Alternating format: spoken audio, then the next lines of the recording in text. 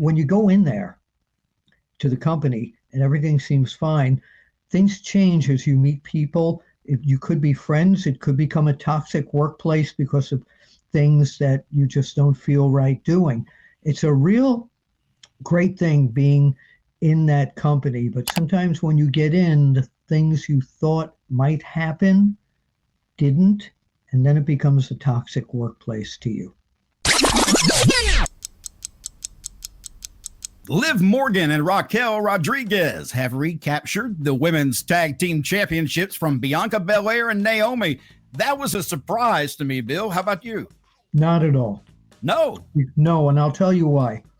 Liv Morgan said kind of under her breath that she and Raquel had nothing to do with beating up Jade Cargill.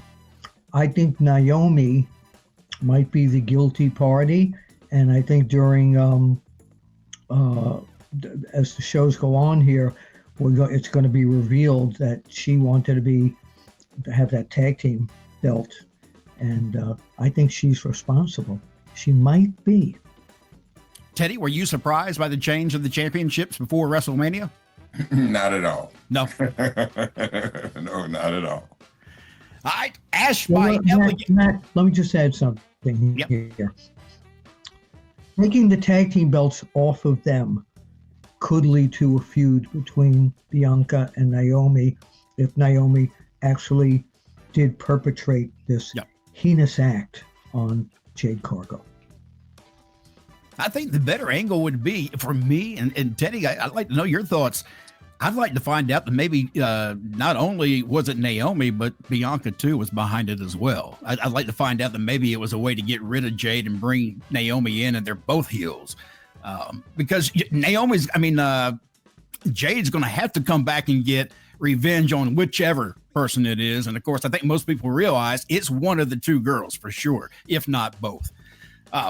Let's talk about Ash by Elegance. She was formerly known as Dana Brooke in WWE. Wait a minute, do we know that Jade is coming back? Mac, do we know that Jade is coming back? I don't know that we know that. They're talking about her now, so that makes me think that she must be not too far away, because I don't think they would talk about her at all if they weren't going to bring her back. Would they, Teddy? Well, no, I don't think so. That's kind of wasting a lot of TV time. If she's not coming back and talking about it, then it doesn't make any sense. You know what I mean? I think whatever they're doing right now, it's called a tease. Yeah, I do too. I think it's just a little hook out there trying to get people to, take the bait. Let's see. Ash by Elegance, formerly known as Dana Brooke of WWE, said that being in WWE was toxic. But who? This is Dana Brooke. She was in WWE. I know who that is. But she is also grateful, according to this. She said, quote, "Okay, so I will be completely open and honest.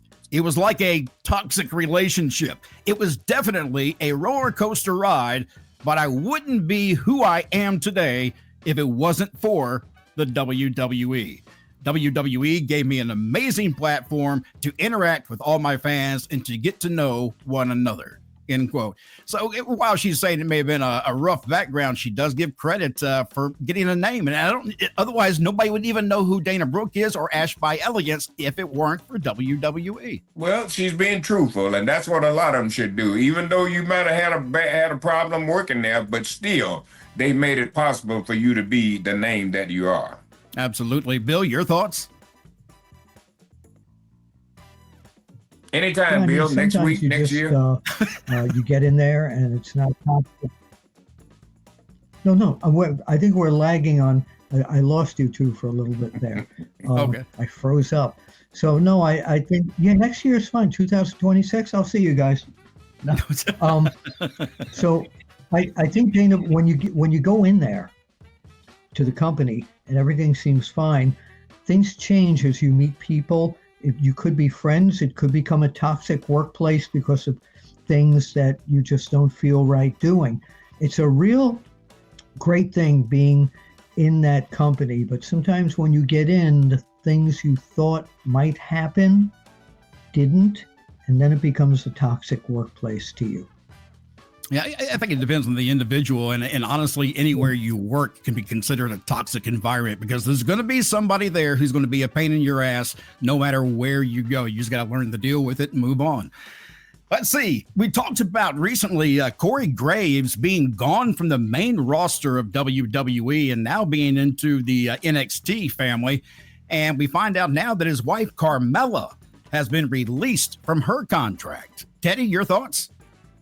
Well, I don't really know, what to say about that. I mean, as far as I know, Corey was doing a great job. I always liked him on, behind the mic. Carmela, his wife, I thought she'd done a great job in the ring and everything. So, I mean, I really don't know what to say. Maybe there's some backstage heat that we don't know about.